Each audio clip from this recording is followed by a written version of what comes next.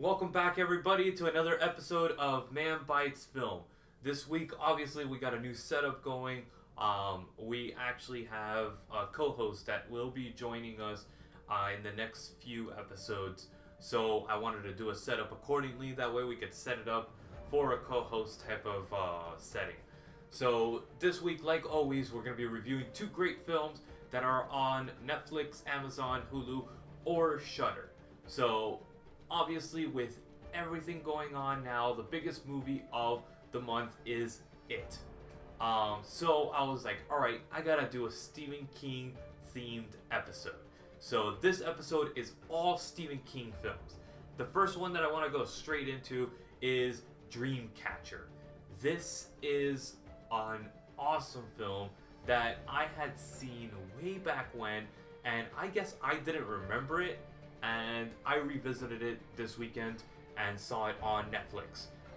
It stars Morgan Freeman, Jason Lee, and it's directed by Lawrence Kasdan. Everybody knows Lawrence Kasdan as the writer for Empire Strikes Back, the Return of the Jedi, the latest installment of Star Wars, Force Awakens, and also one of my personal favorites, Raiders of the Lost Ark. I love Raiders of the Lost Ark. And he was the writer of this, and he wrote and directed Dreamcatcher, which is adapted from a Stephen King book. And basically it revolves around these people that are going out hunting, and they're just, having fun. They have a cabin out there in the middle of nowhere, and they're like, all right, just it's stereotypical horror movie setting. It starts off, they go to a cabin and they're going hunting, they're going to enjoy themselves, vacation, etc., etc. And then all the events start happening. They capture something, and it basically is an alien invasion. And the alien invasion has been going on for centuries, apparently. And the main person that's pursuing the aliens is the Morgan Freeman character.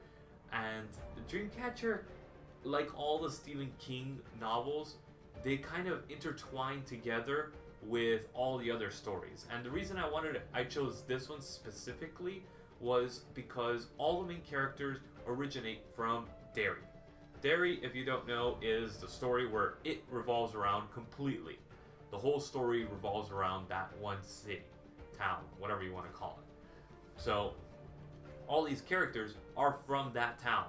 And again, it takes place in Maine, like every other Stephen King novel, pretty much. For the most part, they all take place in Maine, or at least have a major part in Maine. So the Honey Party gets infected by these weird aliens, and all these creatures and all these things start coming out, and it is just a crazy, phenomenal creature feature, supernatural type element to the film. I thought it was a great film. I wouldn't put it up there with the greatest ones of Stephen King, or movies that are based on Stephen King novels. I'd probably give it about 7 out of 10. I might go a little bit higher on that, depending. Maybe give it a few more days, and I'll probably go a little bit higher. But I thought it was very entertaining, well paced. The script is just solid. The characters are well fleshed out. You feel for each one of the characters. You don't have you have that emotional connection that is needed for this type of film and for a Stephen King film. So I really enjoyed that. It has that element of it. It has the same element of Stand By Me. All those elements are there, and they're well done in this film. And honestly, my favorite Stephen King movie is, besides The Shining, is Stand By Me. And that's because of the connection that all these kids have and how great it is, their connection. So I really enjoyed this, and I thought it was a great catch. No pun intended. So Dreamcatcher, streaming on Netflix, Amazon as well. No other streaming network has it currently. So the next one that I want to go into is not a movie, but it is actually a TV show that's based on that. Stephen King, a lot of his novels are so large or so massive in scope that they can't really be interpreted into one 2 hour piece of film. So a lot of times they turn it into a mini series like they did with The Stand, It originally, and all these other movies that they've had to get that special treatment because it's so much story involved in it. So Haven is one of those stories. It was actually a short story, but it has so much backstory that could be developed and so much could be taken out of it that they decided to make it into a series called Haven. It premiered in 2010 and ran until 2015, so it has 5 seasons and about 78 episodes. The whole story is about the Colorado Kid. Colorado Kid was this infamous case in this town of Haven that never got solved. It was basically this kid got murdered, and there's a bunch of weird series of things that occurred after this murder.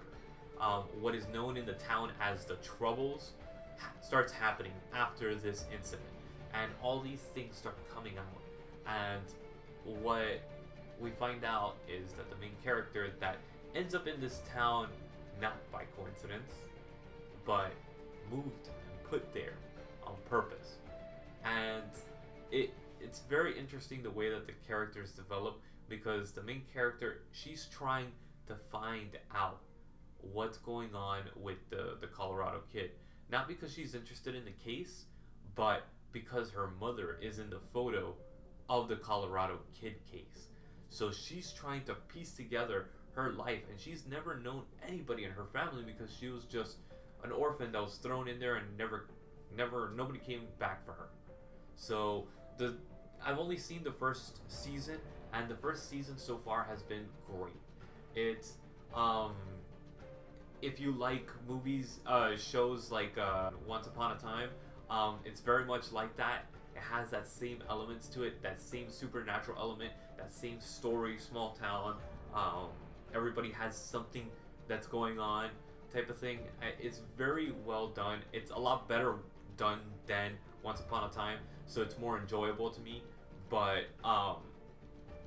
yeah, it's Stephen King-ized Once Upon a Time. That's the closest I could come to it.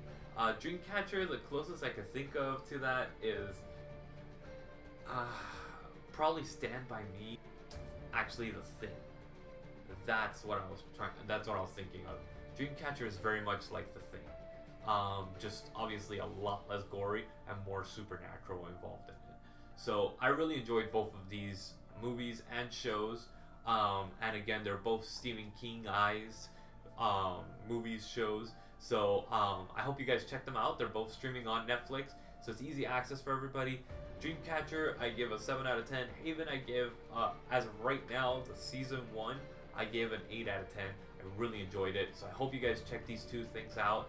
It gives you a little bit more content to watch than just a movie. Haven is 5 seasons, so it gives you plenty of stuff to watch. So please check those 2 out, and of course, like always, this is Man Bites Film. We'll see you guys next week for another episode, and remember, stay tuned, because we're going to actually have special guests coming on and a co-host that will be joining us. So see you guys next week.